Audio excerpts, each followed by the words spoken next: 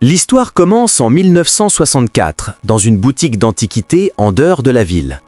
Un jeune couple, Ed Warren et Lorraine Warren, connus pour affronter des phénomènes surnaturels, enquêtent sur un cas mystérieux avec Lucy, la fille du propriétaire de la boutique. Lucy raconte que son père est mort récemment de façon tragique. On l'a trouvé pendu. Depuis que le miroir est arrivé à la boutique, des événements étranges ont commencé. Après la mort de son père, Lucy a décidé de ranger le miroir dans l'arrière-boutique, en espérant que les perturbations s'arrêtent. Mais les événements inexplicables ont continué. Poussés par la curiosité, Ed et Lorraine décident d'examiner le miroir eux-mêmes. En entrant dans la pièce de stockage, Ed est inquiet, surtout parce que Lorraine est enceinte de plusieurs mois, mais elle le rassure en disant qu'elle va bien. Quand elle touche le cadre du miroir, une douleur aiguë apparaît dans son ventre, un signe que le travail a commencé. Inquiet, Ed l'emmène vite à l'hôpital le plus proche et reste à ses côtés pendant que naît leur premier enfant. À l'hôpital, les médecins demandent ce qui s'est passé et c'est clair que la femme accouche prématurément. Dans la salle d'accouchement, la tension monte quand les lumières s'éteignent soudain. Même avec la douleur, Lorraine voit l'être maléfique qui la poursuit, présent pour la tourmenter au moment de l'accouchement. Après une longue lutte, Lorraine donne enfin naissance à une fille. Mais la joie ne dure pas longtemps. Le bébé ne fait aucun bruit.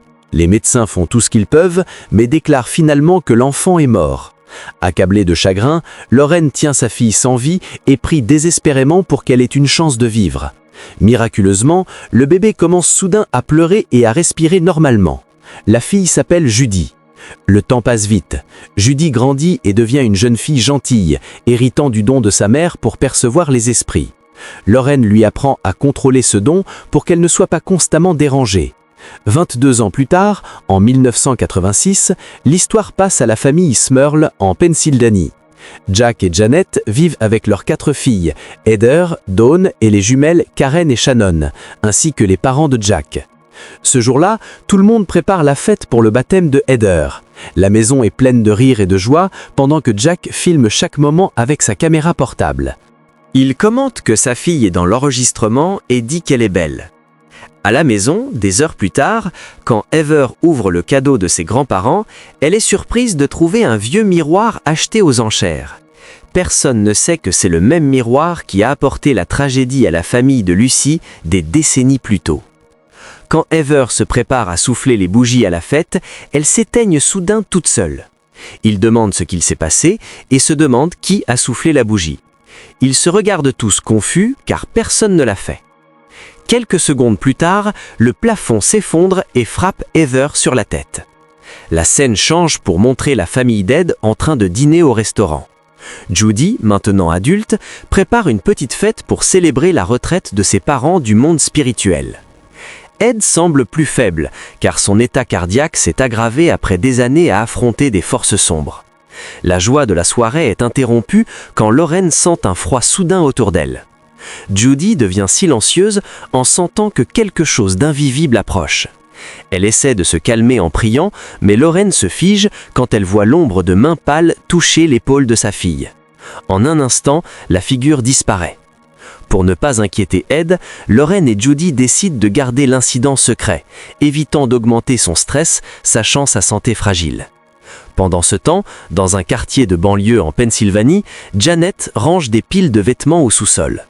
Soudain, elle entend une voix douce l'appeler par son nom. Une silhouette sombre apparaît dans l'obscurité, mais quand elle allume la lumière, il n'y a personne. Plus tard, Janet prépare le dîner en parlant au téléphone avec un long fil. Soudain, le câble du téléphone semble tiré par quelque chose d'invisible. Irritée, Janet imagine que les enfants font une blague. Mais en les voyant dans le salon, elle est confuse. Elle demande qui a pu tirer le fil. Pendant ce temps, les jumelles jouent joyeusement avec des poupées dans la chambre. Shannon remarque que l'une d'elles a disparu. Elle regarde autour, mais à sa place, elle trouve une figure féminine terrifiante.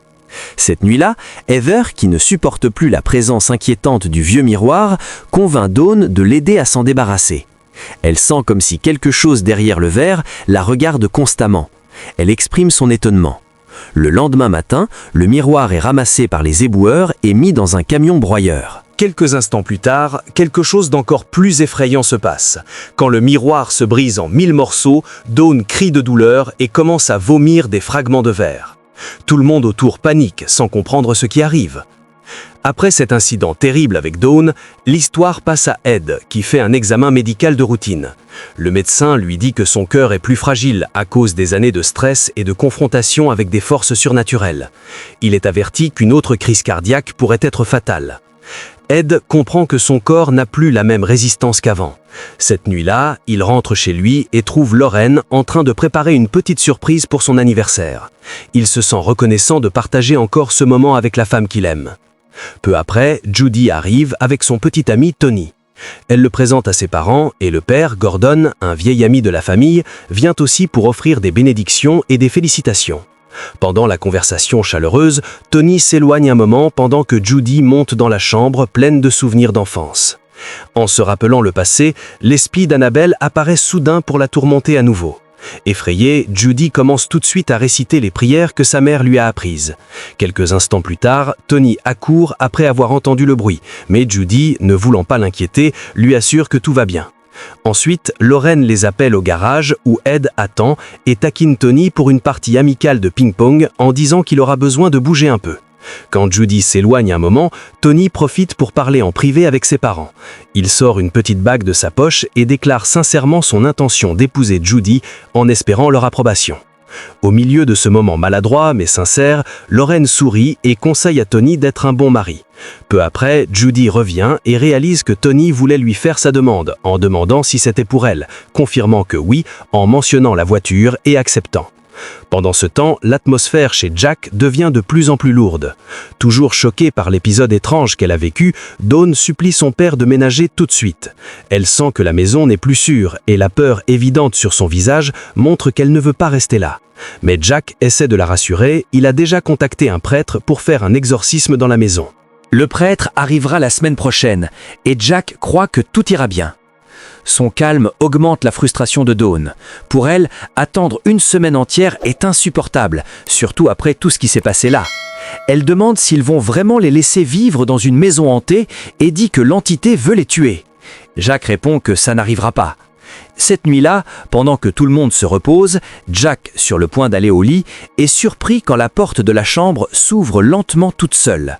Cette fois, il fait face lui-même à une manifestation paranormale terrifiante qui le laisse paralysé de peur.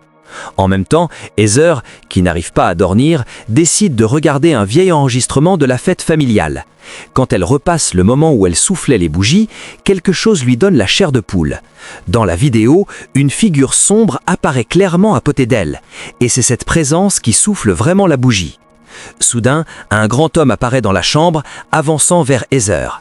Elle crie de terreur, réveillant toute la maison. Janet court dans la chambre et trouve sa fille tremblante par terre, pâle de peur. Après cette nuit effrayante, Janet perd enfin patience. Le prêtre promis ne pourra pas venir avant la semaine prochaine car il a besoin d'une autorisation de l'église. Pour Janet, attendre si longtemps signifie mettre la famille en danger. Désespérée, elle décide de contacter un média local. Elle rapporte le hantise que sa famille subit en espérant que la publicité attirera l'attention de l'église et rendra le cas prioritaire. Il ne faut pas longtemps pour que la nouvelle de la maison maudite se répande vite. Dans une interview, Janet dit que sa famille ne cherche pas la notoriété. Ils ont juste besoin d'aide urgente et ce qu'ils vivent n'est pas inventé. Ailleurs, Judy se consacre à préparer son jour de mariage. Elle va dans une boutique avec Lauren pour essayer sa robe de mariée. Tout semble normal au début, jusqu'à ce que la styliste Brenda s'éloigne pour répondre au téléphone. Dès que Brenda part, Judy sent une présence froide et étrange autour d'elle. Soudain, elle se sent faible quand une figure spectrale terrifiante commence à la tourmenter. Une voix demande à Brenda si tout va bien en bas. Au moment où elle commence à retrouver son calme, après que le spectre disparaisse, Judy est terrifiée à nouveau quand son reflet dans le miroir se jette soudain sur elle. Heureusement, Lauren, en entendant le bruit, court dedans et trouve Judy tremblante de peur. De retour chez Jack, le père Gordon arrive enfin après que le cas de la famille a gagné l'attention des médias. Janet et Jack l'accueillent et racontent tout ce qui s'est passé.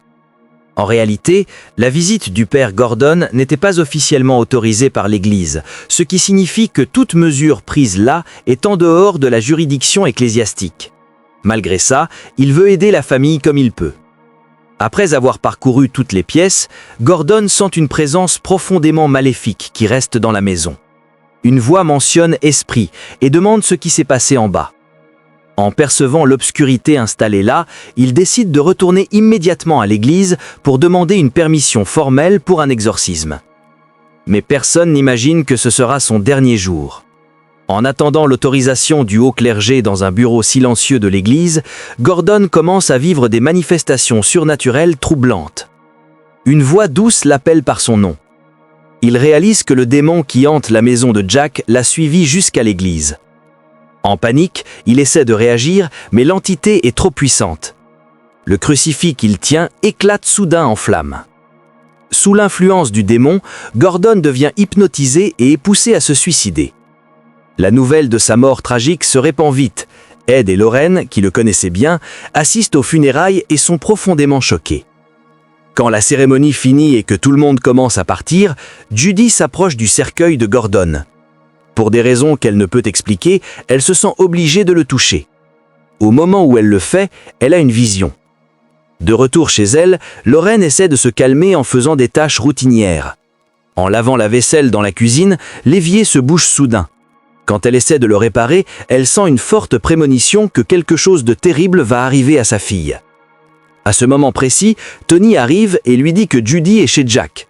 Sans hésiter, Lorraine appelle Ed et ils y courent. Quand ils arrivent dans le quartier, ils sont stupéfaits de voir une grande foule de curieux et de reporters devant la maison de Jack. Inquiets, Lorraine et Ed entrent vite, craignant que quelque chose soit arrivé à Judy. À leur soulagement, Judy va bien. Elle y est allée exprès pour enquêter sur la mort du père Gordon, après avoir eu une vision aux funérailles. Judy croit que sa mort n'était pas un accident, mais la conséquence d'une attaque par l'entité maléfique qui hante la maison de Smurl. Elle supplie ses parents d'aider la famille Smurl. Convaincus que seuls Ed et Lorraine ont la force nécessaire pour affronter une présence si puissante. Bien qu'Ed hésite au début à cause de sa condition fragile, ils acceptent finalement d'aider. Avant de commencer l'exorcisme, Ed demande à Jack et Janet d'expliquer comment le hanteux a commencé. Pendant qu'il raconte, l'atmosphère dans la pièce change. L'air devient lourd et froid. Lorraine perçoit une présence sombre, invisible pour les autres. Dans ce moment tendu, Judy s'excuse auprès de sa mère d'avoir agi seule et causé de l'inquiétude. Avant que Lorraine puisse répondre, un bruit retentit d'en haut.